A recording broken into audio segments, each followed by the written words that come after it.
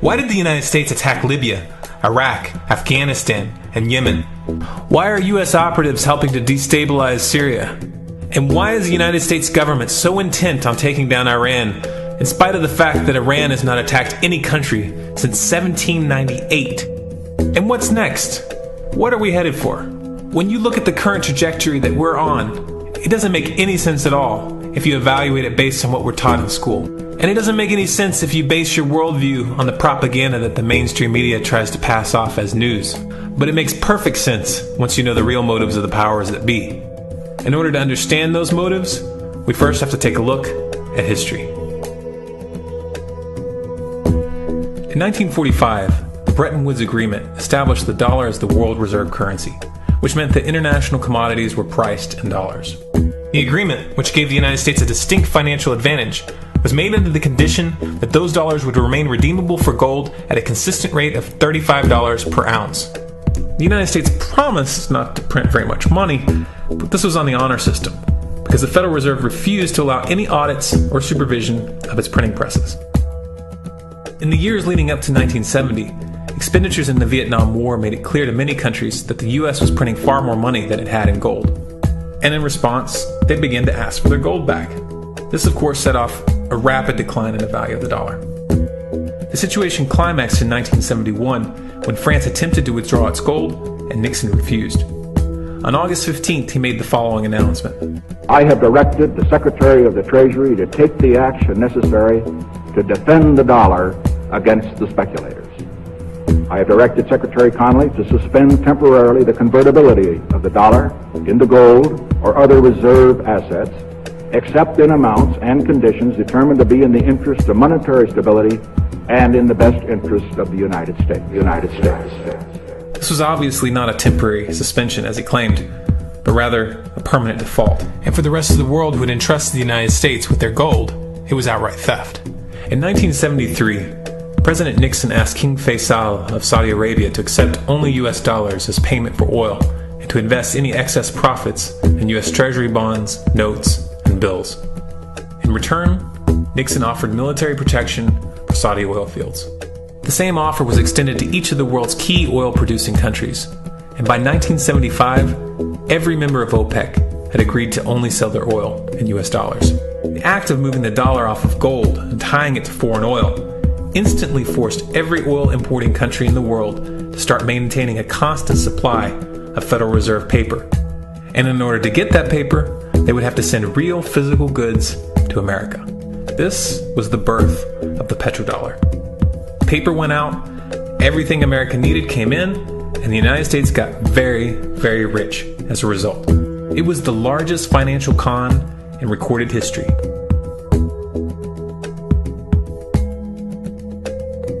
The arms race of the Cold War was a game of poker.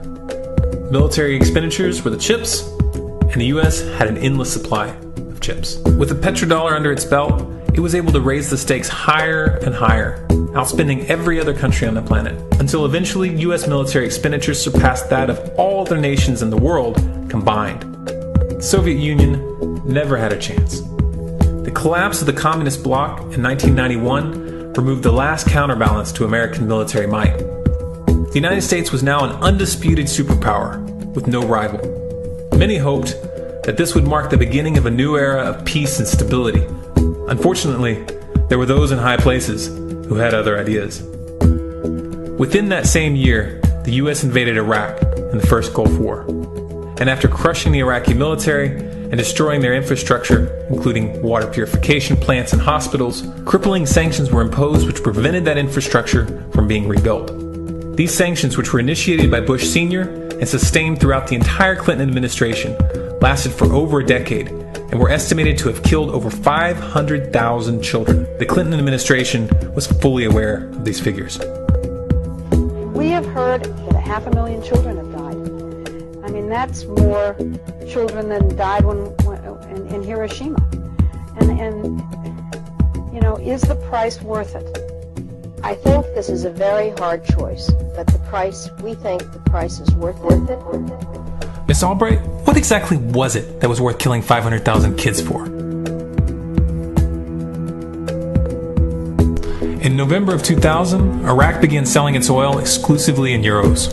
This was a direct attack on the dollar and on U.S. financial dominance, and it wasn't going to be tolerated. In response, the U.S. government, with the assistance of the mainstream media, began to build up a massive propaganda campaign claiming that Iraq had weapons of mass destruction and was planning to use them. In 2003, the U.S. invaded, and once they had control of the country, oil sales were immediately switched back to dollars. This is particularly notable due to the fact that switching back to the dollar meant a 15 to 20% loss in revenue due to the euro's higher value. It doesn't make any sense at all unless you take the petrodollar into account. So I came back to see him a few weeks later, and by that time we were bombing in Afghanistan. I said, "Are we still going to war with Iraq?" And he said, "Oh, it's worse than that." He reached over on his desk, he picked up a piece of paper, he said, I just got this down from upstairs, meaning the Secretary of Defense's office today, and he said, "This is a memo that describes how we're going to take out 7 countries in 5 years, starting with Iraq, and then Syria, Lebanon, Libya, Somalia, Sudan, and finishing off Iran.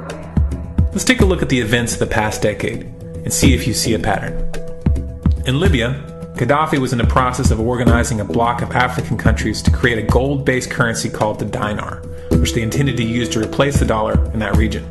US and NATO forces helped destabilize and topple the Libyan government in 2011, and after taking control of the region, US armed rebels executed Gaddafi in cold blood and immediately set up the Libyan central bank. Iran has been actively campaigning to pull oil sales off of the dollar for some time now, and it has recently secured agreements to begin trading its oil in exchange for gold. In response, the US government, with mainstream media assistance, has been attempting to build international support for military strikes on the pretext of preventing Iran from building a nuclear weapon.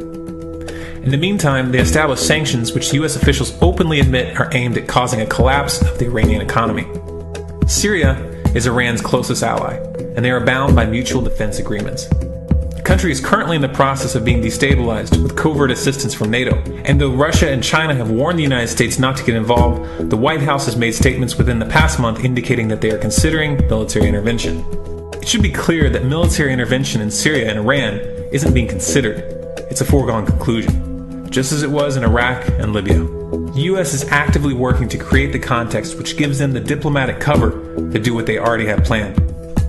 The motive for these invasions and covert actions becomes clear when we look at them in their full context and connect the dots. Those who control the United States understand that even if a few countries begin to sell their oil in another currency, it will set off a chain reaction and the dollar will collapse.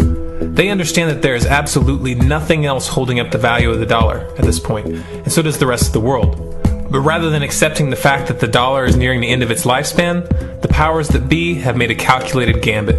They have decided to use the brute force of the U.S. military to crush each and every resistant state in the Middle East and Africa. That in itself would be bad enough, but what you need to understand is that this is not going to end with Iran. China and Russia have stated publicly and on no uncertain terms that they will not tolerate an attack on Iran or Syria. Iran is one of their key allies, one of the last independent oil producers in the region, and they understand that if Iran falls, then they will have no way to escape the dollar without going to war. And yet the United States is pushing forward in spite of the warnings. What we are witnessing here is a trajectory that leads straight to the unthinkable. It's a trajectory that was mapped out years ago in full awareness of the human consequences. But who was it that put us on this course? What kind of psychopath is willing to intentionally set off a global conflict that will lead to millions of deaths just to protect the value of a paper currency? It obviously isn't the president. The decision to invade Libya, Syria, and Iran was made long before Obama had risen to the national spotlight. And yet, he's carrying out his duty just like the puppets that preceded him. So who is it that pulls the strings? Often the best answer to questions like this are found by asking another question. Qui bono? Who benefits? Obviously, those who have the power to print the dollar out of thin air have the most to lose if the dollar were to fall. And since 1913, that power has been held by the Federal Reserve. The Federal Reserve is a private entity owned by a conglomerate of the most powerful banks in the world. And the men who control those banks are the ones who pull the strings. To them, this is just a game. Your life and the lives of those you love are just pawns on their chessboard. And like a spoiled 4-year-old who tips the board onto the floor when they start to lose, the powers that be are willing to start World War III to keep control of the global financial system. Remember that when these wars extend and accelerate. Remember that when your son or your neighbor's son comes back home in a flag-draped coffin. Remember that when they point the finger at the new boogeyman, because the madmen who are running this show will take this as far as you allow them to. So how much time do we have left?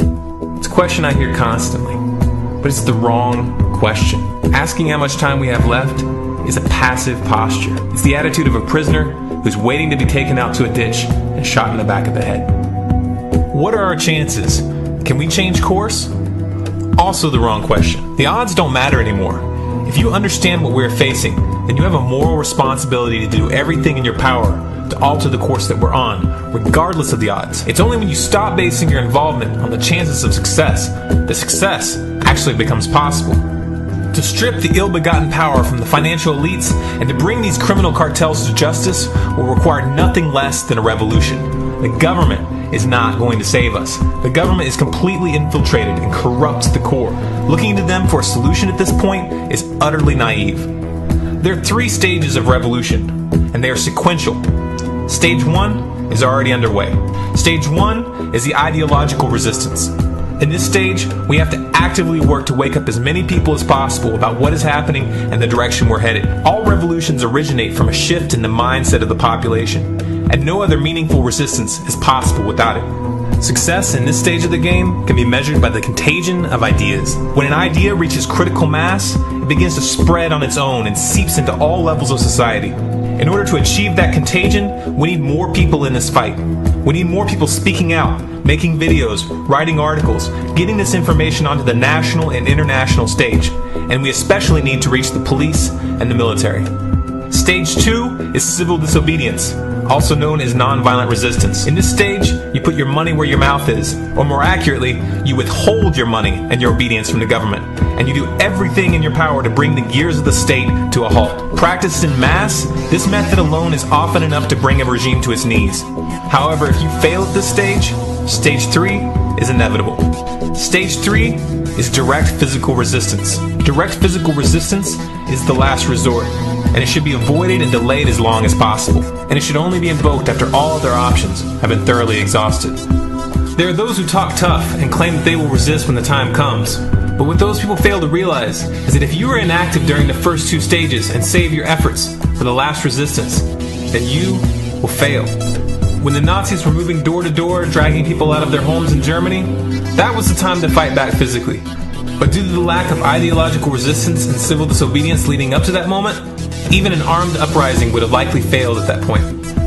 An armed uprising can only succeed if the people have established an attitude of active resistance. And active resistance is only possible after their minds have broken free from the mainstream propaganda. If you want to fight back, it's now or never. You're not going to get another chance, and the stakes are far higher than they were in Nazi Germany.